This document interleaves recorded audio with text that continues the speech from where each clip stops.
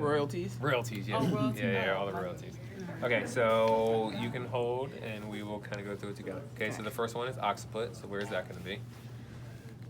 Right in the back of the head, right? So it comes pretty much from mastoid process all the way back to the center. So we're just going to palpate right in the back of the head, that posterior inferior portion. You can't get all the way to the bottom of it because you have nuchal ligament and the muscles there. Okay, but just a bone on the back of the head, that's going to be occiput. Okay, then we're going to go external occipital protuberance, which is what?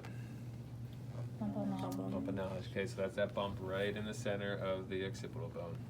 Okay, so we're just going to find that kind of right off that ridge, and you'll find that external occipital protuberance. Should be this little bony lump right there. Okay, then we're just going to come off lateral from that, and what's going to be just lateral to that? Superior nuchal. Superior nuchal line. Yeah, and that's where those upper trapezius muscles come into play. Okay, you can feel hers pretty good. Okay, no offense, but your external occipital protuberance isn't too big. Oh. But we can get her superior nuchal lines are pretty easy to palpate. Okay, they're just gonna be right here at the back, and you can kind of run your fingers right over them. Pretty simple. Okay, then we're gonna go parietal bone. Okay, so where's our parietal bone? Okay, so that pretty much forms the top and the sides of our head. Okay, down to our temporal bone. But our parietal bone's gonna come on either side, and then what's that suture right in the middle? Sagittal suture. Perfect. Okay, so sagittal suture is going to be there. Then we're going to go temporal bone. Okay, so that's pretty much encompasses that entire ear. Okay, and that big red thing right there is showing you what? Temporalis. Temporalis. So if we have you bite down, okay, you can see hers very well. Go ahead and bite down again. Okay, you can see her temporalis contract. So we know we're going to be on that temporal bone. The temporalis does come to the frontal bone a little bit and to that occipital, but pretty much it's just going to cover that fossa of that, or that entire temporal bone. Okay, so that's temporal. Where are we here? Mastoid process. So there's the three landmarks on the temporal bone. Okay, so we have mastoid process. We have styloid process, which we cannot palpate. Yep, that's the red thing there. And then we have the zygomatic process, which is zygomatic arch, which combines with, you can see on that one it has a joint, I think, where that zygomatic, maybe it's not that one, maybe it's the other one. You can see where they actually come together, because that's your zygomatic bone right there, so it kind of articulates with that zygomatic process there, or like a zygomatic arch. Okay, so temporal bone, then we got mastoid process right behind the ear. Okay, so there's a mastoid process.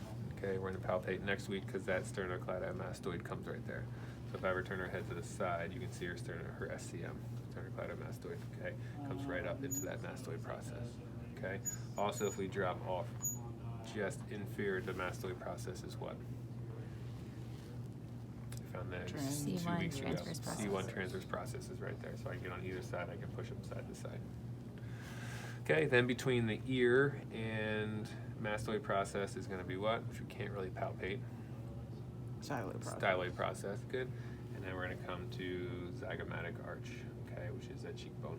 And it's going to eventually form with the zygomatic bone.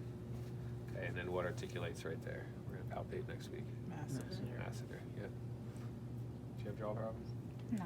She's got more tone on that left one than that left one bother you compared to the right one? No, I grind my teeth. Okay. Well, we all grind our teeth. So bruxism That's is okay. normal. Yeah, teeth grinding is normal. It's just when we do it excessively that it becomes a problem. But we all grind our teeth at night. It's how we relieve stress. Side note. Okay, styloid process, frontal bone.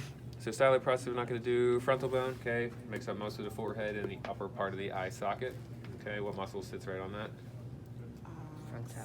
Frontalis, which is the frontalis part of occipitofrontalis, right? And what does that muscle do? Lifts the eyebrows, wrinkles the forehead. Try to wrinkle the forehead for me. Okay. So that's what's going to kind of raise the eyebrows and wrinkle the forehead. That's that occipitofrontalis there.